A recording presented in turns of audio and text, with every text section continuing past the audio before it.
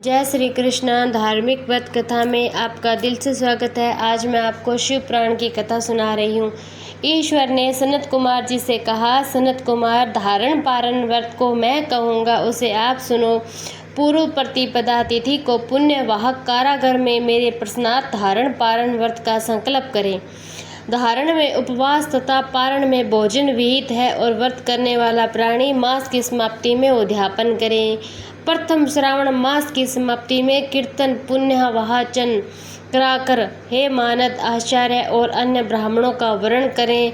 पार्वती शंकर की प्रतिमा को घट के ऊपर स्थापित कर रात में भक्ति द्वारा अर्चन करें। रात में पुराण तथा श्रवण कीर्तन आदि द्वारा जागे। सुबह को अग्नि रखकर हवन करें। त्र्यंबकम यजामहे, इस मंत्र से तिल और चावल की आहुति दे। वामदेवाय विद्महे महादेवाय धीमहि तन्नो रुद्र पंचोदयात्, इससे घृत आदि चावल की आहुति दे। ओम नमः शिवाय, इस मंत्र से खीर की आहुति दे। फिर पूर्णा आहुति होम कर शेष कार्य समाप्त करें। ब्राह्मणों को भोजन कराकर आचार्य का अर्चन करें। हे महाभाग, इस तरह व्रत को करने मात्र से ब्रह्म हत्या आदि पातकों से मुक्ति मिल जाती है, इसमें कोई संदेह नहीं है। हे मुनि श्रेष्ठ, अब आदर पूर्वक श्रावण मास में उपवास की विधि भी सुनिए। स्त्री या पुरुष इस व्रत के लिए एवं जितेंद्रिय होकर प्रतिपदा तिथि को सुबह व्रत का संकल्प करें।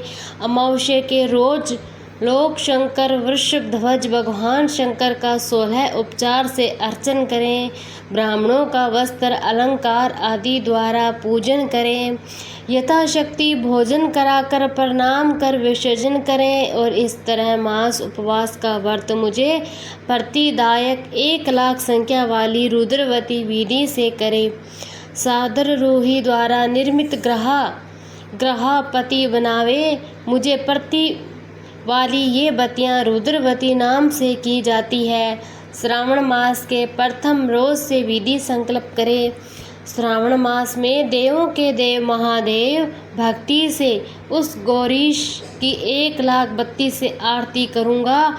यो संकल्प कर रोज 1,000 बत्ती द्वारा अर्चन करें। समाप्ति पर 71,000 बत्ती से आरती करें। रोज रोज 3 सहस्त्र बत्ती द्वारा आरती करें।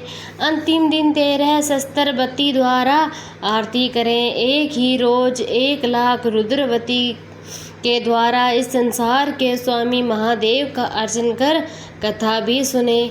सनत कुमार 21 ने भगवान शंकर से कहा था, हे देव, मुझ पर दया कर। इस व्रत के प्रभाव तथा किसने इस व्रत को किया, उद्यापन की विधि इस व्रत की क्या है, ये भी मुझे आप बताइए। भगवान शंकर ने सनत कुमार जी से कहा, हे ब्रह्मा पुत्र, आप अवश्य इस व्रत को सुने।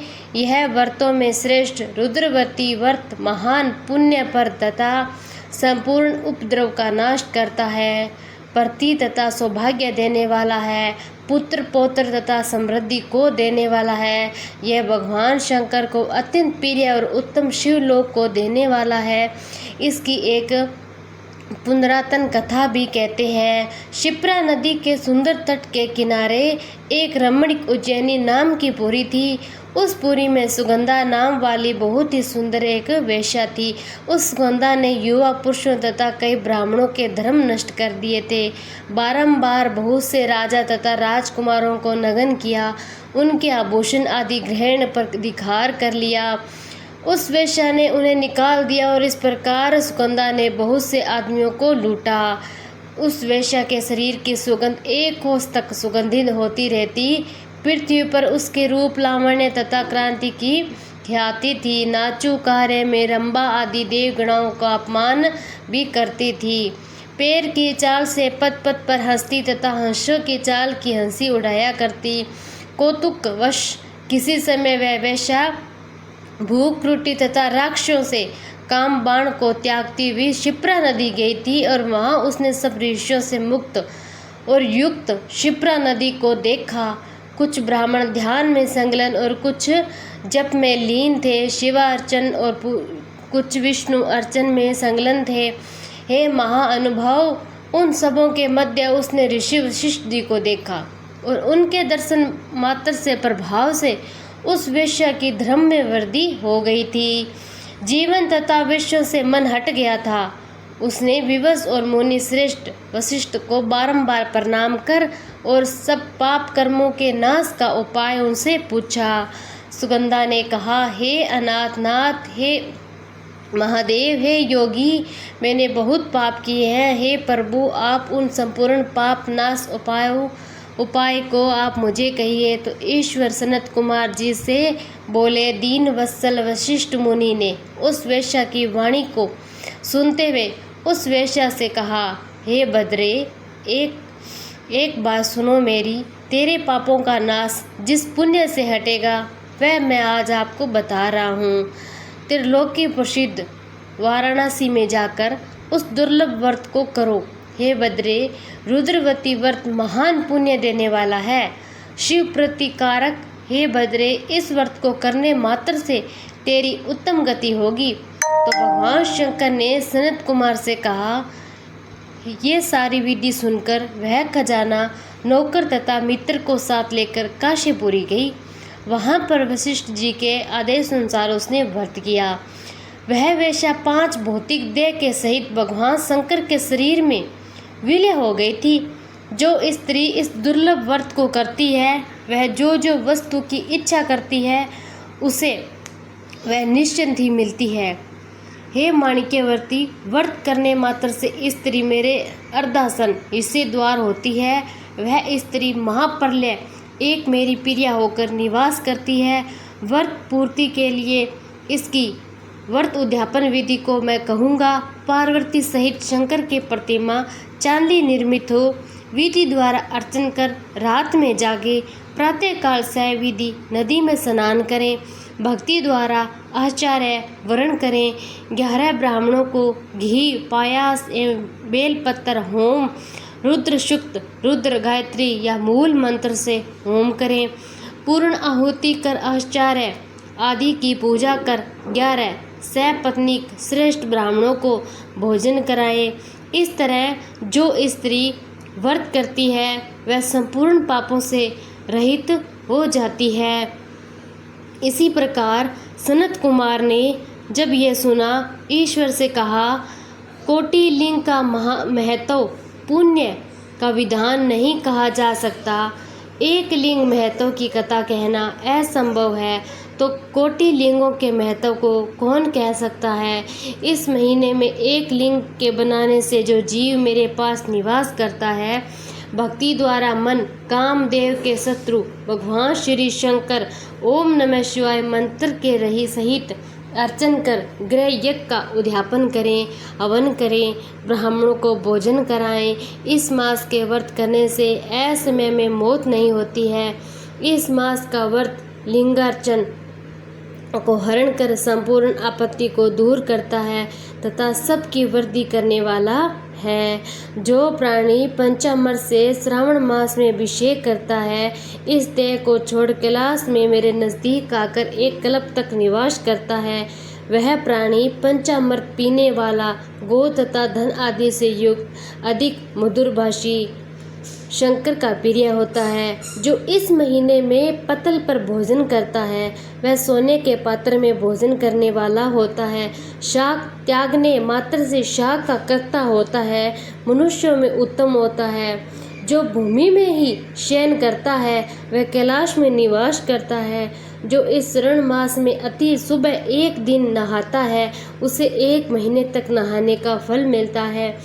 इस महीने में जितेंद्रिय होने से इंद्रियजन बल प्राप्त होता है और इस महीने में पाषाण मिट्टी तथा निर्मित शिवलिंग में पित्तल आदि चंदन निर्मित शिवलिंग में समय उत्पन्न या बनाए या पिशान निर्मित तथा पित्तल आदि चंदन मक्खन या किसी निर्मित शिवलिंग में एक बार अर्चन करने मात्र ब्रह्म हत्या का भस्म हो जाती है।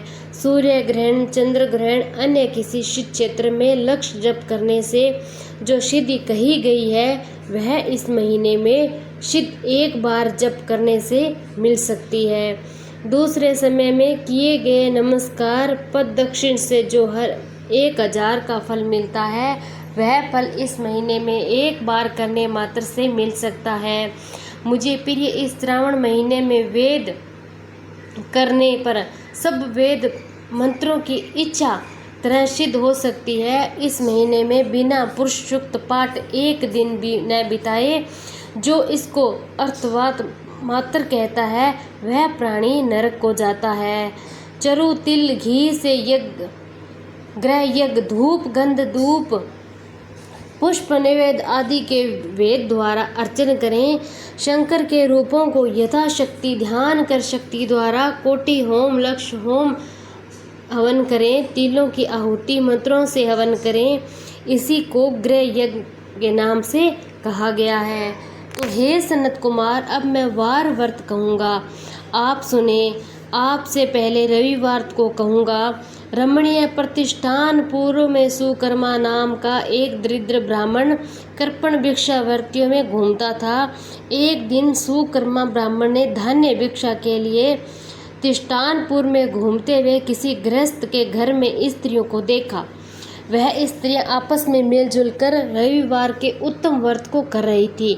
उसी समय उस ब्राह्मण को देख उन स्त्रियों ने अर्चन को जल्दी से ढंग लिया। ब्रह्मादेव ने उन स्त्रियों से अर्चन विधि को जानने की जिज्ञासा की। हे साध्वी स्त्रियों, आप सबने क्यों इस व्रत को किया और आप दयालु मुझ पर कृपा कर इस व्रत विधि को समझाइए, क्योंकि परोपकार के तुल्य तीनों लोकों में अन्य धर्म नहीं। वाले पुरुष परोपकार ही स्वार्थ है। दरिद्रावस्था में दुखी हूँ। यह उत्तम व्रत श्रावण में कर। व्रतों को मैं भी कहूँगा। इस व्रत के विधान तथा फल को कहिए। स्त्रियों ने कहा, हे द्विज, यदि व्रत में प्रसाद भक्ति हीनता अनानता करेंगे, इस व्रत को मैं तुम्हें कैसे दूं। उनकी ऐसी वाणी को श्रावण कर उत्तम ब्राह्मण ने कहा, हे स्त्रियों, मैं अज्ञानी तथा भक्ति युक्त उत्तम व्रत को करने वाला हूँ। इस तरह उनकी वाणी सुनकर उन स्त्रियों ने एक प्रौढ़ा स्त्री ने रविवार के व्रत तथा उसकी विधि उनसे पूछी। श्रावण के शुक्ल पक्ष से पहले रविवार को मौन होकर उठे, ठंडे पानी से स्नान कर नित्य कर्म कर पान के पत्ते पर 12 परिधि वाला मंडल लिखें। उनको लाल चंदन द्वारा सूर्य नारायण के तुल्य गोल आकार में लिखे। उस मंडल में संज्ञा नाम वाली स्त्री के सहित सूर्य का लाल चंदन से पूजन करें। नारिकेल बीज खांड शक्रा से युक्त सूर्य के मंत्रों को कहकर नैवेद्य दे। सूर्य के 12 मंत्रों द्वारा 12 बार नमस्कार करें। 12 बार प्रदक्षिण करें। 6 सूत्र को एक में मिलाकर उसमें 6 ग्रंथि लगाएं। उस सूत्र को सूर्य नारायण को अर्पण कर उसे अपने कंठ में बांध ले। 12 फल के संपन्न ब्राह्मण को दे। इस व्रत विधि को किसी न किसी से कहनी चाहिए। इस प्रकार व्रत के करने से निर्धन प्राणी धनवान हो जाता है। पुत्रहीन प्राणी पुत्र प्राप्त कर सकता है। कोटि कोट से छुटकारा पा सकता है। विशेष क्या कहा जाए, साधक जिस वस्तु की अभिलाषा करता है वह सब इस व्रत के अभिलाषा से इस व्रत को करना चाहिए। जैसा सुनकर वह घर आया वैसे ही सब विधि द्वारा उस व्रत को अपनी दोनों कन्याओं को भी व्रत विधि बताई। उस व्रत को सुनने और अर्चन दर्शन मात्र से 2 कन्याएं तुल्य व्रत विधि के प्रभाव से मात्र से सुंदर हो गई थी। उसी दिन उस विपर के घर में लक्ष्मी निवास करने लगी। अनेक रास्तों के अनेक निर्मित सहित वह ब्राह्मण उस दिन से लक्ष्मीपति हो गया था। किसी राजा ने उसी ब्राह्मण के घर समीप रास्ते से होकर निकलते हुए अति सुंदर उन दोनों कन्याओं को खिड़की पर बैठे देखा। 2 कन्याएं अपनी देह के त्रिलोक्य के संपूर्ण उत्तम चीज़ों को तथा कमल और चंद्रमा को भी अपमानित करती उन बालिकाओं को देखने से राजा मोहित हो गया। क्षण भर वहाँ ही स्थिर हो गया। राजा ने ब्राह्मण को बुलाकर उन 2 बालिकाओं के लिए याचना की। ब्राह्मण ने भी प्रसन्न हो दोनों बालिकाओं को राजा को दे दी। 2 बालिकाएं राजा को स्वामित्व के रूप में प्राप्त कर प्रसन्न हो गई। प्रसन्नचित्त हो बालिकाएं इन व्रत के प्रभाव से पुत्र पौत्र आदि से युक्त हुई। हे मुनि श्रेष्ठ, बड़े अद्भुत इस व्रत को करने वाला और सुनने वाला की सबकी मनोकामनाएं पूरी होती है। श्री शिवाय नमस्तुभ्यम।